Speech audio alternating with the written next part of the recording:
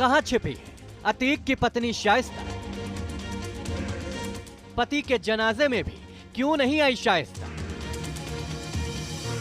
बेटे तक के जनाजे में क्यों नहीं पहुंची शाइस्ता? आखिर शाइस्ता क्यों नहीं कर रही है सरेंडर?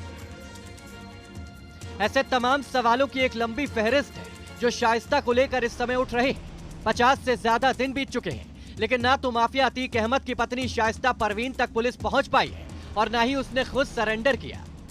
सबसे बड़ा सवाल यहीं पर उठ रहा है कि जिस महिला का पति मारा गया, बेटा असद एनकाउंटर में ढेर हो गया, वो आखिर सामने क्यों नहीं आ रहे? पति और बेटे के जनाजे तक में शामिल होने से शाइस्ता ने क्यों किनारा कर लिया? आखिर उसने अपना दिल इतना कड़ा कैसे कर लिया कि शौहर और बेटे को आखिरी विदाई देने तक नहीं पहुंची? इन सवालों का जवाब ढूंढेंगे, लेकिन सबसे पहले आपको बताते हैं उसे आखिर पुलिस ढूंढ क्यों रही है। 24 फरवरी को जब उमेश पाल की हत्या हुई थी तो उसमें अतीक की पूरी फैमिली का हाथ सामने आया था। पुलिस ने इस हत्याकांड की साजिश में शाइस्ता को भी आरोपी बनाया। खुद शाइस्ता का एक वीडियो सामने आया था जिसमें वो उमेश पाल पर गोलियां चलाने वाले शूटर साबिर के साथ दिखी थी। जैसे ही शाइस्ता पर मुकदमा दर्ज हुआ, वो गायब हो गए। ना पुलिस के हाथ आ रही है और ना ही खुद सरेंडर कर रही है। ऐसा वो क्यों कर रही है, इसकी वजह आपको बताते हैं।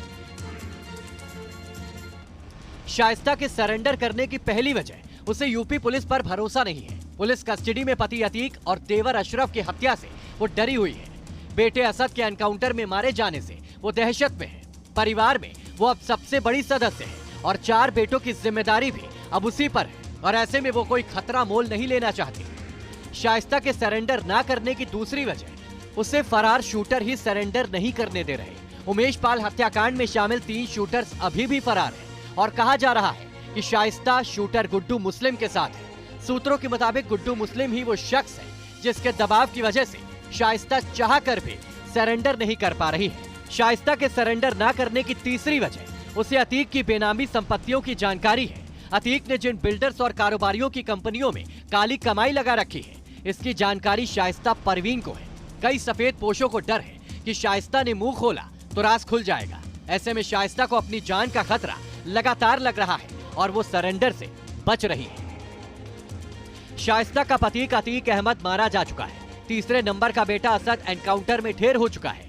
दोनों बड़े बेटे उमर और अली इस वक्त जेल में है। दोनों छोटे नाबालिग बेटे बाल सुधार गृह में है और वो खुद फरारी काट रही है। लेकिन जिस तरह से पुलिस ने चारों तरफ जाल बिछा रखा है, ऐसे में वो आखिर कब तक भाग पाएगी, ये कहना बहुत मुश्किल है। Team news nation.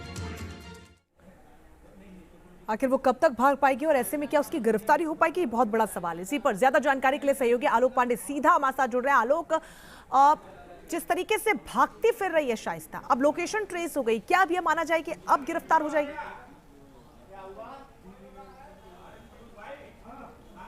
देखिए, इस बात का ये कहना कि लोकेशन ट्रेस हो गई है, इसका गिरफ्तारी से बहुत ज़्यादा तब तक हम प्रभाव नहीं मान सकते जब तक वो पकड़ नहीं ली जाए। क्योंकि मुझे ध्यान है, अमिताभ यश बता रहे थे कि गुड्डू मुस्लिम वो सिर्फ उसका नैरो स्केप था। इसका मतलब है कि लगभग उनके पकड़ में आ चुका था, लेकिन वो बच गया। इस बात को उन्होंने कहा था।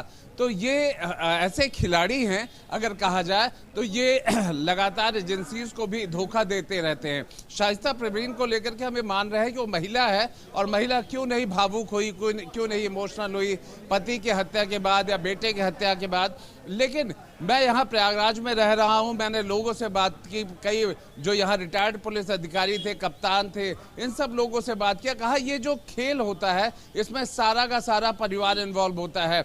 जैसे उनके बेटे को बंदूक चलाना 12 साल की उम्र में ही सिखा दिया गया था। उनके जो हाव भाव होते हैं और शाइस्ता परवीन का जो बैकग्राउंड है वो भी पुलिस के बैकग्राउंड से जुड़ा हुआ है। उनके पिता किसी समय में पुलिस में हुआ करते थे, 12वीं तक की पढ़ी हुई है। लेकिन इसके बावजूद भी वो धीरे धीरे करके अतीक अहमद के जो कामकाज है उसको समझ गई थी और अतीक अहमद के कामकाज को वो कहीं ना कहीं देखना भी शुरू कर दिया। और जब से ये उनके बहुत बुरे दिन शुरू हुए थे, इसीलिए आलोक हो जाता है कि शाइस्ता की गिरफ्तारी हो। ऐसे में यूपी पुलिस लगातार छापेमारी कर रही है, उसको लेकर क्या कुछ जानकारी मिल रही है? देखिए, छापामारी के उसमें ये जरूर निकल के आ रहा है कि प्रयागराज से जुड़ा हुआ कौसाम्बी है, उसके इर्द गिर्द शाइस्ता प्रवीण के गुंजाइशें, उनके कहीं ना कहीं नेटवर्क की बात आ रही है। कई बार ये भी आ रहा है कि शायद वो सीमा पार नेपाल की तरफ जाना चाह रही हैं। उसके बाद कुछ और भी इस तरह की खबर आ रही है कि शायद वो कहीं ना कहीं डिप्रेशन में या सुसाइड, इस तरह की भी चीज आ रही है। लेकिन इतना जरूर है कि इस तरह की घटनाएं उनको तोड़ती नहीं हैं और अपने आप में, जैसे बहुत सारी महिलाएं उस इलाकों से जब आप बात करते हैं तो आपको अंदाजा लगता है कि वो लोग इमोशनली कितने मजबूत लोग होते हैं। इस तरीके के हल्के फुल्के लोग इसमें नहीं चल पाते हैं। जिस तरह का माफिया, जिस तरह के आतंक का खेल होता रहता है। वाकई में एक शाइस्ता बहुत प्रवीण बड़ा, सामान्य महिला नहीं है। बिल्कुल बहुत बड़ा जिगर चाहिए इसके लिए, क्योंकि लगातार सवाल उठ रहे थे और संभावनाएं जताई जा रही थी कि बेटे के जनाजे में पहुंचेंगी, उसके बाद पति अतीक अहमद के जनाजे में पहुंचेंगे, लेकिन कहीं भी नजर नहीं आई। बहुत मुश्किल होता है।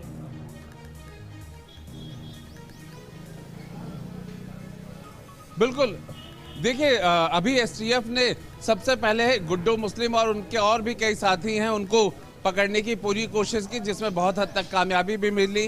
कई बार एसटीएफ खुद अपने आप को इस तरह से इसमें ला करके खड़ा कर देती है कि एक को दूसरे की मदद करनी ही पड़ती है।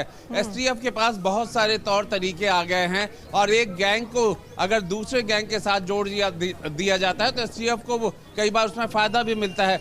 ये सारे बहुत सारी चीजें हैं और